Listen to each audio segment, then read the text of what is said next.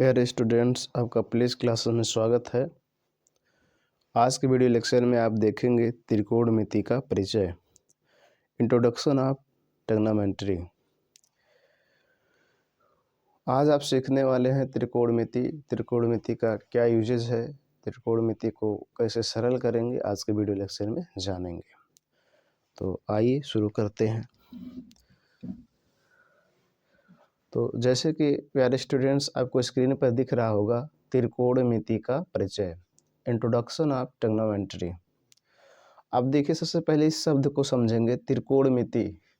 त्रिकोणमिति होता क्या है? तो देखिए तिर देखिए, इसमें देखिए तीन शब्द हैं। एक है तिर, दूसरा है कोण और तीसरा है मिति। तो तिर मीन्स होता है तीन, तिर मीन्स तीन, ठीक। और कोण मीन्स कोण, और मिति मीन्स होता है मापने वाला, मापने वाला। मिति मीन्स मापने वाला। तिर मीन्स तीन, कोण मीन्स कोण, मिति मीन्स मापने वाला। जिसके अंतर्गत तीन कोणों की मापों के बारे में सीखा जाए उसको कहा जाता है त्रिकोणमिति। जिस मैथमेटिक्स में तीन कोणों को मापने के बारे में सीखा जाए उसको कहा जाता है त्रिकोणमिति। तो तिर मीन्स तीन, कोण मीन्स कोण, मिति मीन्स मापने वाला। तीनों कोणों को मापने वाले को कहा जाता है त्रिकोणमिति।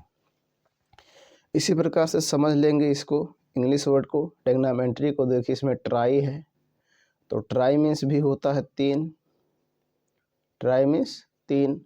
उसके बाद है गोनो, और गोनो मीन्स होता है साइड, साइड मीन्स होता है भुजा।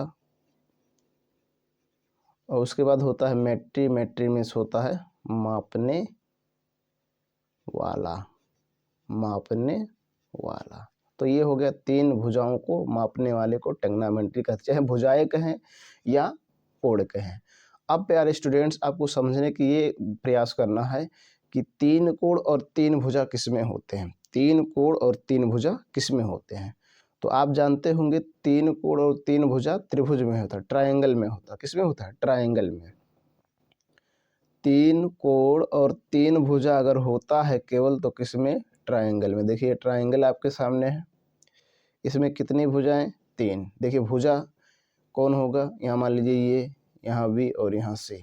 तो भुजा कौन होगा? यहाँ से लेकर यहाँ तक का जो है भुजा है, फिर यहाँ से लेकर यहाँ तक का भुजा है, फिर यहाँ से लेकर यहाँ तक का भुजा है। तो कितने भुजे हुए? देखिए एक, दो, तीन। तो तीन भुजा हुआ।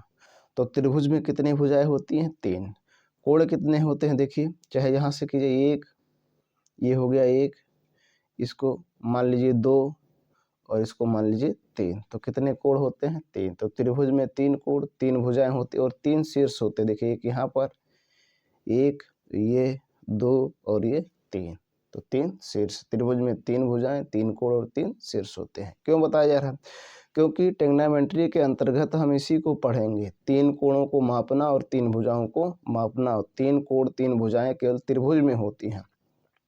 और इसमें हम कौन सा पढ़ने वाले हैं? समकोण त्रिभुज। क्या पढ़ेंगे? समकोण त्रिभुज। पूरे त्रिकोणमिति में आपको एक ही त्रिभुज मिलेगा, वो समकोण त्रिभुज। समकोण त्रिभुज किसे कहते हैं? ऐसा त्रिभुज जिसकी कोई एक कोण 90 अंश हो। कोई त्रिभुज हो, यदि उसका एक कोण 90 अंश होगा तो उसे कहा जाएगा समकोण त्रिभुज। क्या कहेंगे? समकोण त्रिभुज। जितने भी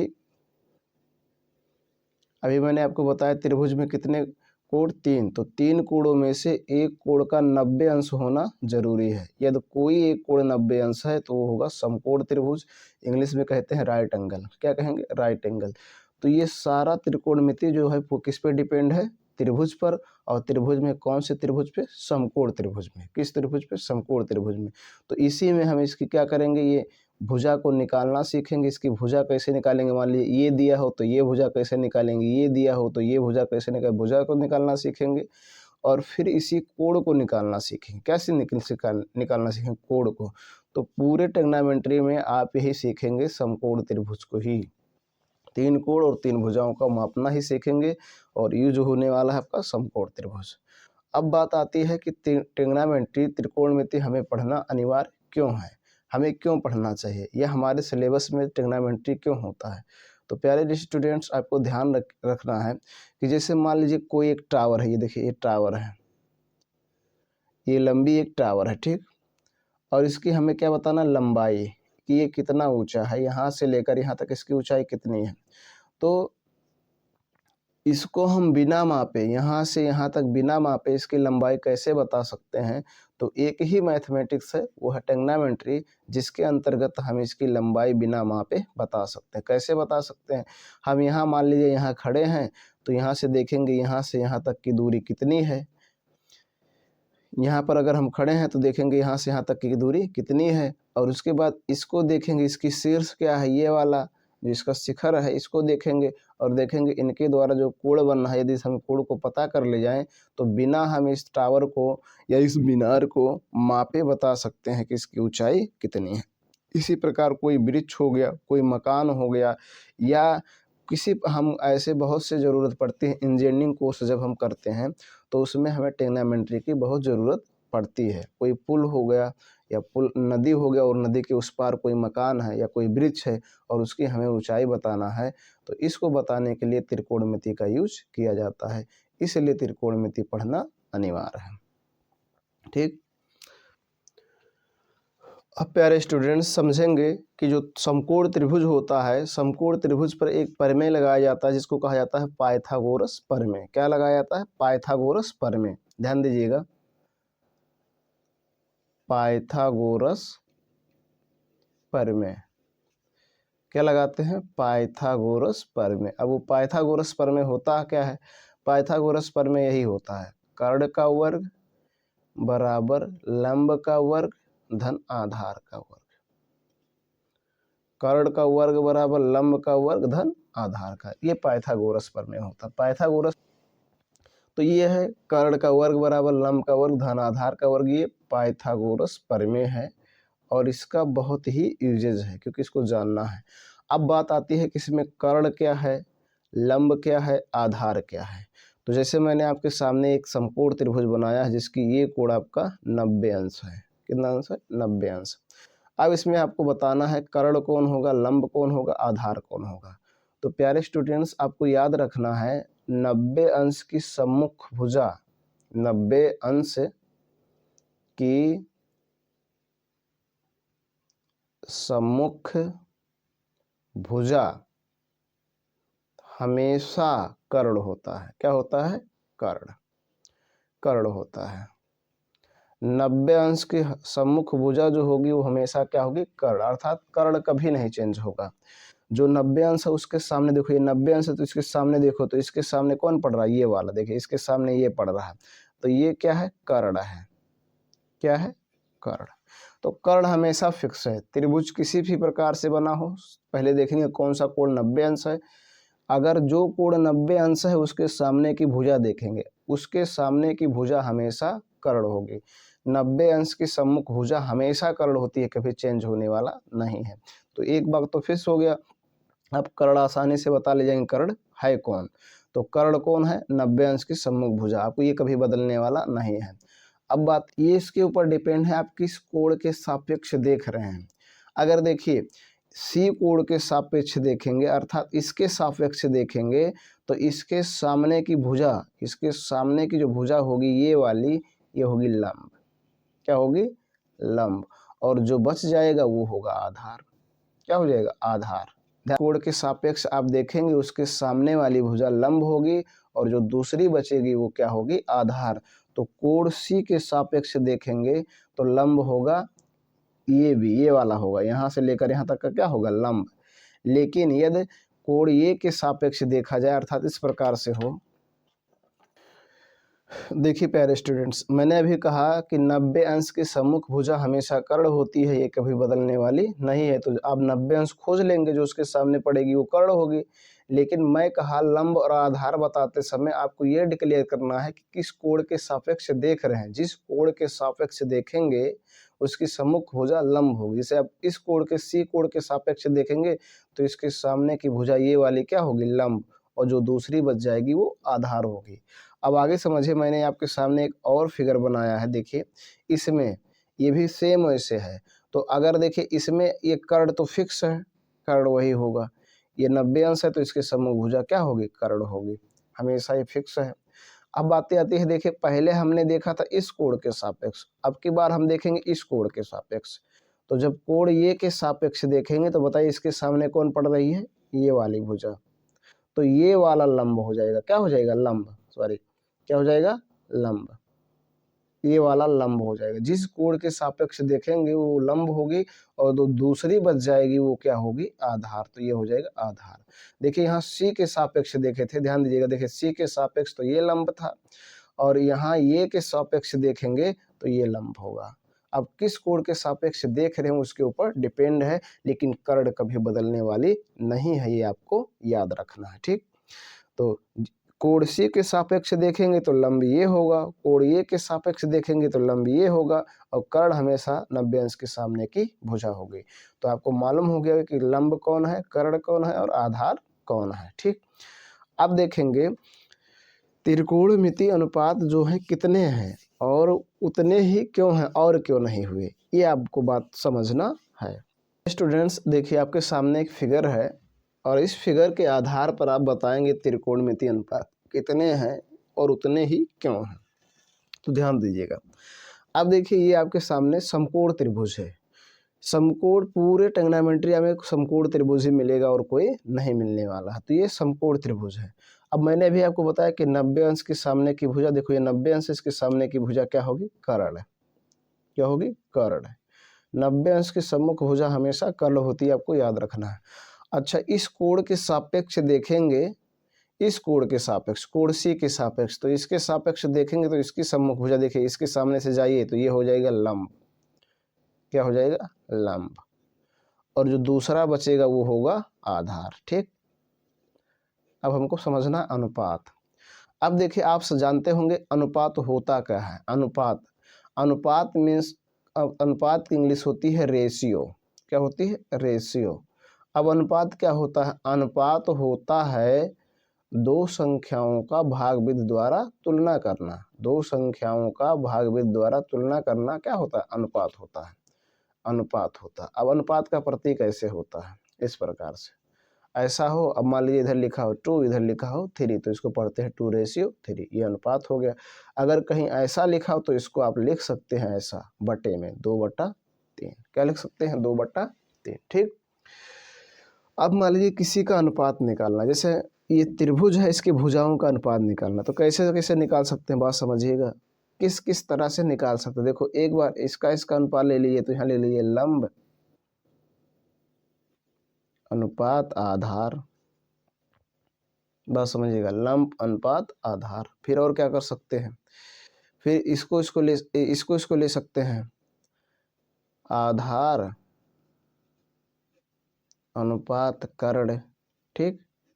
फिर देखिए इसको ले सकते हैं कर्ण अनुपात लंब, ठीक।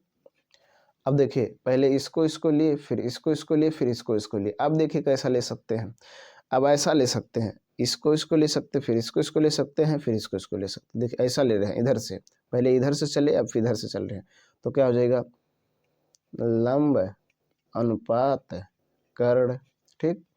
फिर हो जाएगा कर्ण अनुपात आधार, फिर हो जाएगा आधार अनुपात लंब, फिर ये हो जाएगा। अब मान लीजिए भुजाओं का अनुपात निकालना है तो इतनी तरह से निकाल सकते हैं, बताइए और निकाल सकते हैं किसी तरह से बताइए। देखो एक बार इधर से चले तो लंब अनुपात आधार, फिर आधार अनुपात कर्ण, फिर कर्ण अनुपात लंब। अब इधर से चले तो लंब अनुपात कर्ण, फिर कर्ण अनुपात क्या हो गया, आधार, फिर आधार अनुपात लंब। अब बताओ किसी तरह से चले, किस तरह से चलेंगे, किसी तरह से हम नहीं हो पाएगा। तो बताइए देखिए कितने हुए, 1 2 3 4 5 6, ये 6 बने। इसी वजह से त्रिकोण अनुपात 6 ही हैं, त्रिकोणमितीय अनुपात कितने हैं, 6। अब देखो ये लंब आधार है तो लंब आधार का एक नाम देखिए, लंब अनुपात आधार, थोड़ा इसको याद करने में कठिनाई होगी और कहने में भी सरलता नहीं है, इसलिए इसका एक नाम दे दिया गया सरल नाम। क्या का नाम दे दिया गया? सरल नाम। इसको कहा गया भैया ये टैन है। क्या है? टैन। इसको देखिए आधार कर्ण, तो आधार कर्ण को कहा गया भैया ये आपका कॉस है। फिर कहा गया कर्ण लंब, तो कर्ण लंब को कहा गया भैया ये कोसेक है। और लंब कर्ण को कहा गया भैया ये साइन है। और कर्ण आधार को कहा गया भैया ये, कर्ण आधार को कहा गया भैया ये सेक है। और आधार लंब को कहा गया ये भैया कॉट है। तो इनका एक नाम देगा। देखो इसका कहना इस तरह से थोड़ा सरलता नहीं है और आसानी से हम उसको नहीं कह सकते हैं, इसलिए उसकी एक नाम दे दी गई। क्या नाम दे देगी?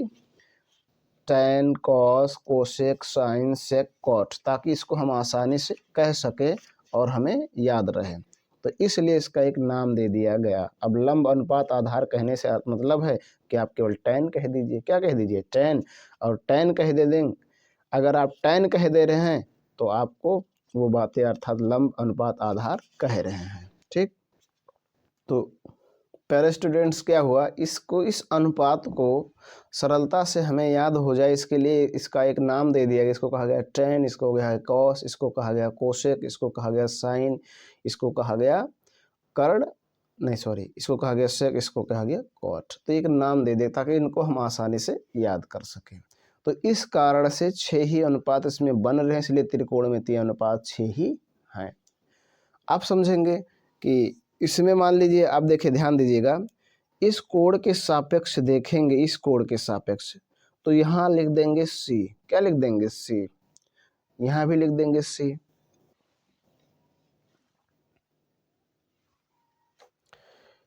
यहाँ भी लिख देंगे सी, यहाँ भी सी, यहाँ भी सी, यहाँ भी सी, यहाँ भी सी। ये सब अगर सी के सापेक्ष देखेंगे तब, चूंकि हम किसके सापेक्ष दे रहे, चूंकि हम किस कोण के सापेक्ष देख रहे हैं यह हमें मालूम नहीं है, इसलिए इस सी के स्थान पे ऐसा लिख दिया जाता है जिसको कहा जाता है थीटा।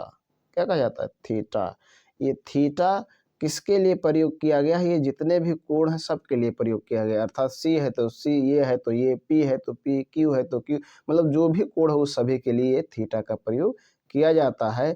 मतलब ये थीटा सभी के लिए उपयुक्त किया जाता है, इसलिए सी ना लिखकर इसके स्थान पर लिख दिया जाता है थीटा। क्या लिख दिया जाता है? थीटा। ठीक, तो इसलिए त्रिकोणमितीय अनुपात 6 होते हैं। तो इनसे एक फार्मूला बनेगा, एक त्रिकोणमितीय अनुपात का सूत्र बनेगा।